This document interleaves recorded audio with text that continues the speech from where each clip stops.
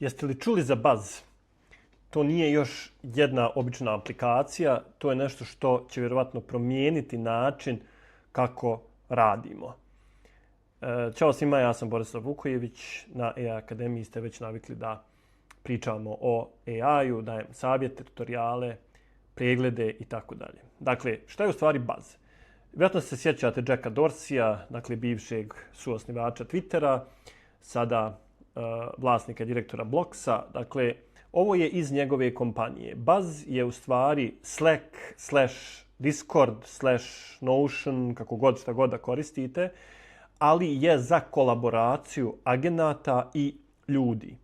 Dakle, iako je i ranije bilo moguće inkorporirati botove takozvane u Discordu, Slack, recimo Claude ima svoj zvanični takozvani Claude tag koji se nalazi u Slacku i tako dalje. Međutim, ovo je mnogo nativnija aplikacija. Dakle, aplikacija kao što vidite, evo, upravo, izgleda identično kao i Slack. Dakle, imate inbox, imate kanale, dakle, manje više sistem je isti. Međutim, kao što vidite, razlika je ovo. Dakle, imate agente. Generalno, aplikacija se vrlo lako instalira. Imate malo detaljniji vodič na AI Zdravo, imate link u opisu profila. Podesite agente, imate 3 predefinisana, to su ova Fizz, Honey, Bumble i ja sam dodao 2, dakle Boro Servant naravno i Cloudčina u smislu, Claude, pošto se njega nakačio. Dakle, suština je manje više jednostavno. Vi kada instalirate aplikaciju, ponudit će vam da odmah uvežete CLI naloge ako ih već imate na ovim stvarima. Tako da vrlo lak setup, kažem, imate na AI Zdravo malo detaljnije opis. Šta u stvari se ovdje dešava? Dakle, vi kada odete u neki kanal ili tako dalje, vi možete da dodate i da kažemo mentionujete i agente, a ne samo ljude. Dakle, kao što vidite ovdje imate invite members, dakle add people. Ako neko želi da testira ovo, slobodno pišite u komentaru pa ću vas dodati na workspace i možete da, vidite kad kliknete ovdje, da dodate agenta koji će biti tu.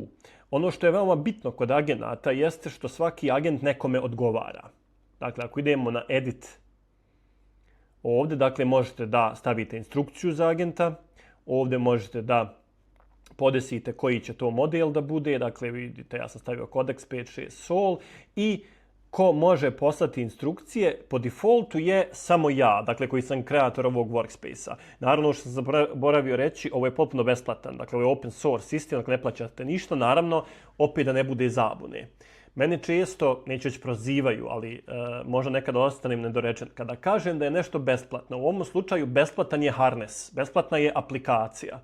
Ali svaki model koji kačite na agenta mora biti plaćen. Da li preko autentifikacije sa CLI-em ili preko API-a. Dakle, nemojte me pogrešno shvatati pa prozivati u smislu pa ti si rekao da je ovo besplatno. Jeste aplikacija. Dakle, auto je besplatno, ali gorivo morate platiti. Dakle, to je suština. Dakle, može bilo ko i mogu ja odabrati koji će to ljudi da budu pod navodnicima nadređeni ovom agentu. Ovdje stavljate sistemsku instrukciju, ovdje imate default harness, dakle to manje više nije toliko ni važno. I suštinski kada radite, evo pokazat ću vam recimo jednu prijepisku, dakle kada radite, vidite ovdje imate odgovore, ja nešto kažem, tagujem ovog slugu, on odgovori, vidite, dakle, kao da kažemo i na Discordu, odnosno Slacku, kada radite te stvari. Ono što je bitno i neko će pitati, dobro, ali šta će meni ovo kad ja već imam, ne znam, Claude, Gemini, ChatGPT i tako dalje. Ovdje možete da vršite lako kolaboraciju sa svima zajedno. Dakle, možete napraviti agente da kontrolišu druge agente, možete ih napraviti sa istim sistem promptom pa im dati da se takmiče ko će brže, bolje, mogu da kontrolišu jedan drugog. Dakle, jednostavno, ako ste pod navodnicima light korisnik AI-a, ovo nije za vas.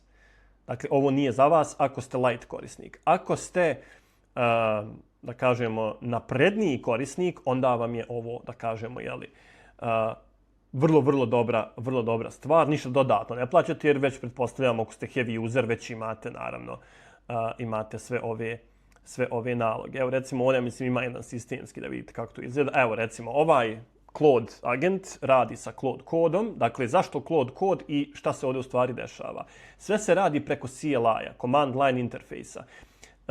Ako idete bez API-a i uvezujete preko CLI-a, ja sam uvezao sa kodeksom i Claude kodom, sve zadatke, sve prepiske ćete vidjeti tamo u aplikacijama. Dakle, pojaviti se nova sesija u Claude kodu, recimo sa ovim. Tako da, zato vam ne treba dodatni API, ali je povezan sa vašim Claude kod nalogom. I kao što vidite, dakle, ovo mi je agent za istraživanje i praćenje AI alata, ažuriranja, za pouzdane izvore, traži činjenice, ne procjene i tako dalje. Dakle, ovo je sada agent kojeg ja mogu pozvati, recimo, ovdje je bilo to, ja mislim, test. Ovdje sam provjeravao da li je tu, jeste.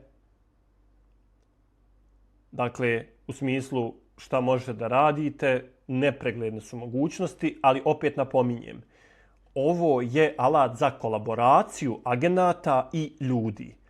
Dakle, nije ovo za vas ako ćete imati jednog agenta. Ako ćete imati jednog agenta kao nekog kuratora, groomera, kako god, Scruma, nije bitno, onda vam ovo ne treba. Onda to možete uraditi sa Hermesom, sa nekim drugim lokalnim alatima, dakle, uopšte vam ovo nije potrebno. Ali ako hoćete da imate više, pod navodnicima, mozgova, vještačkih mozgova, onda je ovo prava stvar za vas. Evo, za kraj ćemo proći kroz proceduru kreiranja agenta. Dakle, kliknete na plusić i evo, možete raditi import. Dakle, treba vam agent.json ili agent.png, dakle, da biste mogli importovati ili kreirate novi. Date mu ime, opišete šta hoćete da radi i sad ovdje je default harness kodeks, a ovdje možete vi customize. Evo, kodeks, koji model, izabrat ću 5.6 Sol, advanced, ko odgovara i sad recimo za ovog agenta kažem svako. I kaže svako može koristiti ovog agenta da pristupi tvom računaru, fajlovima, dakle ovo je veoma bitno. Jer opet kažem, radimo preko CLI-a, ako nećete tu opasnost, onda radite preko API-a. Dakle, da ne bi bilo problema. Ili možete naravno selektovati ljude koji to mogu, to je najčešće ljudi od povjerenja. Ali za početak je najbolje da ostavite samo za vas. Gdje se pokreće, to je sad ta razlika. Ja imam lokalno, a možete recimo Kubernetes kao server, možete i to izabrati, s tim što onda imate limite. Dakle, imate limite koliko možete imati po danu upita prema tom serveru. I pošto ga ja neću zapamtiti, manje više je to gotov proces. Eto, toliko za ovaj video. Dakle, na kraju sam zaboravio reći, nalazi se na baz.xyz. Tako da vidimo se u sljedećem videu.